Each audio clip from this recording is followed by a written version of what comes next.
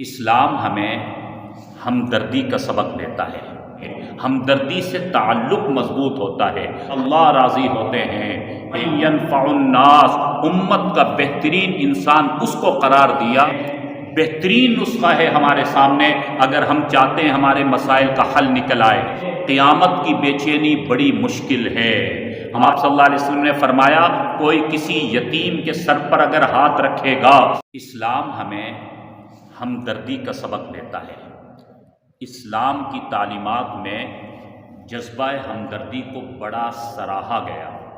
حضور اکرم صلی اللہ علیہ وسلم نے ہمدردی کے بارے میں کئی مرتبہ احادیث ارشاد فرمائی۔ کسی بھی معاشرے کی کامیابی کے لیے آپس کی ہمدردی کا ہونا ضروری ہے۔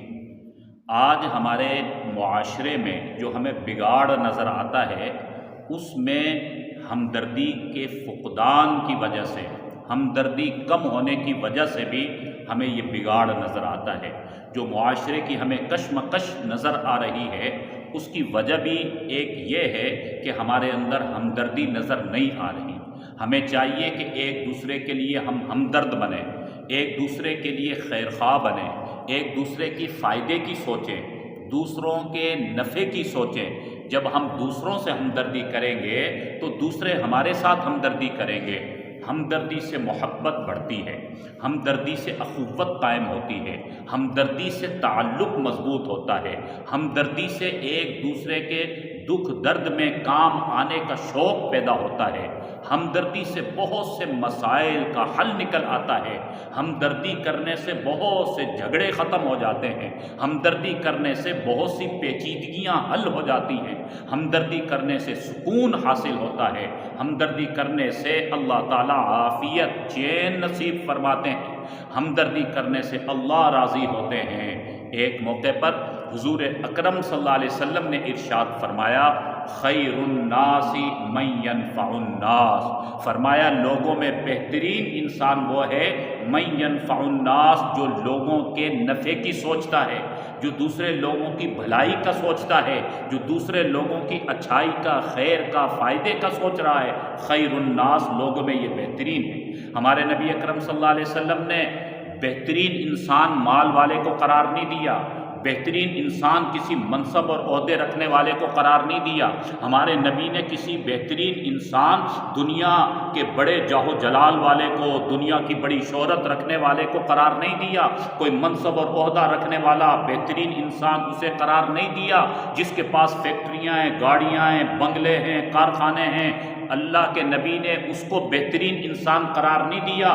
من ينفع الناس، امت کا بہترین انسان اس کو قرار دیا جو دوسرے لوگوں کے ساتھ ہمدردی کرے گا، جو دوسرے لوگوں کی بھلائی کا سوچے گا، جو دوسرے لوگوں کی خیر خواہی کا سوچے گا، جو دوسروں کے کام آئے گا، مریضوں کے، بیماروں کے کام آئے گا، جو ہسپتالوں میں ہمدردی کرے گا، جو غریبوں کے کام آئے گا، جو علاقوں کے مسکینوں کے کام آئے گا، جو اپنے سے ماتحت اور کمزوروں کا خیال رکھے گا۔ ہمارے نبی کی نظر میں یہ بہترین انسان ہے۔ میرے دوستو، اگر ہم چاہتے ہیں امت میں ہمارا مقام اعلیٰ ہو جائے، ہمارے نبی کی نظر میں ہم بہترین انسان قرار پائیں، تو ہمیں چاہیے کہ ذرا اپنے ہسپتالوں کے حالات کو دیکھیں، ذرا ادھر غریبوں کی بیمار پرسی کر لیں، کون بیچارہ کس حال میں ہے ذرا دیکھ لیں، ذرا ہم اپنے معاشرے پر نظر دوڑائیں، کتنے لوگ ہیں جن بیچاروں کے حالات بہت زیادہ کمزور ہیں، ہم 2 وقت کا پیٹ بھر کر کھانا کھا لیتے ہیں، کتنے ہی لوگ ہیں جن کو 2 وقت کا کھانا میسر نہیں ہے۔ ہمارے پاس اعلیٰ ترین سوٹ موجود ہیں، کسی کے پاس سردی کے لیے گرم کپڑے نہیں ہیں، ان کے پاس کوئی شال نہیں ہے، کوئی سواٹر نہیں ہے۔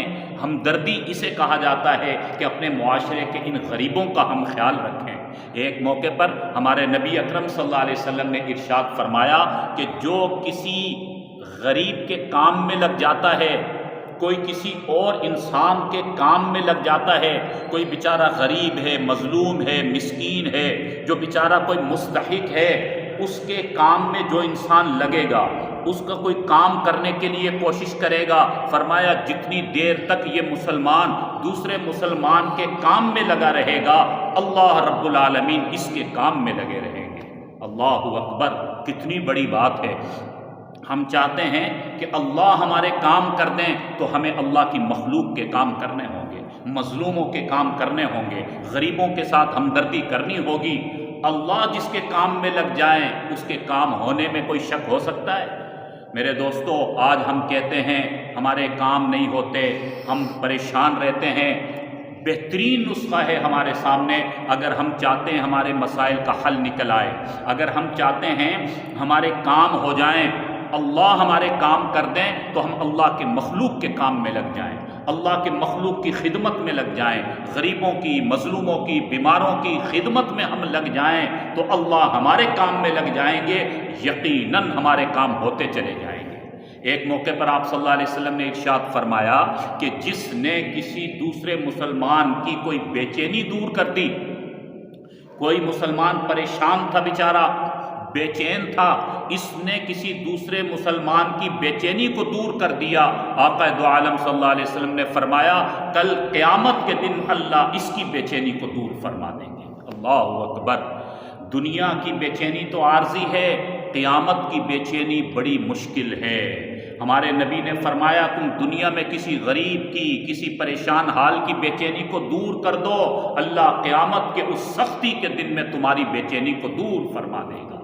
تفصیل سے اس موضوع پر احادیث ہیں لیکن موقع نہیں ہے، اس لیے مختصراً بس یہ یاد رکھیں، اگر ہم چاہتے ہیں کہ ہم اللہ کی مدد و نصرت ہمارے ساتھ رہے، ہماری زندگی میں برکت ہو، ہمارے مال میں برکت ہو، اللہ ہمیں صحت عطا فرمائے، تو ہمیں جذبہ ہمدردی کو فروغ دینا ہوگا، ہمارے حکمرانوں کو بھی جذبہ ہمدردی کو فروغ دینا ہوگا، انفرادی اور اجتماعی طور پر سب کو جذبہ ہمدردی کو فروغ دینا ہوگا، غریبوں کا، مساکین کا، مظلوموں کا ہمیں خیال رکھنا ہوگا۔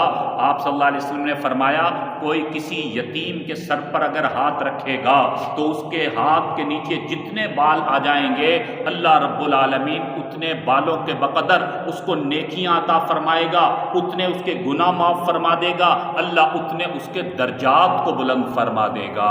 اللہ اکبر! ہم کسی کے سر کے بال گن نہیں سکتے، ایک مثال دے کر بتایا کہ بے شمار نیکیاں اس کو ملیں گی، تو ہم علاقے میں یتیموں کے سروں پر ہاتھ رکھیں، ہمدردی کا جذبہ پیدا کریں، اپنے معاشرے کے اندر ہمدردی کو فروغ دیں۔ سب سے پہلے میں عمل کروں، ہم میں سے ہر فرد یہ کوشش کرے کہ میں ہمدردی کرنے والا بن جاؤں۔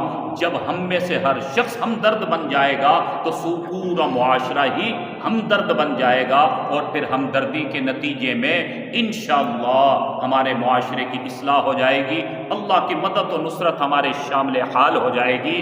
اللہ کرے ہم سب ہمدردی کرنے والے بن جائیں۔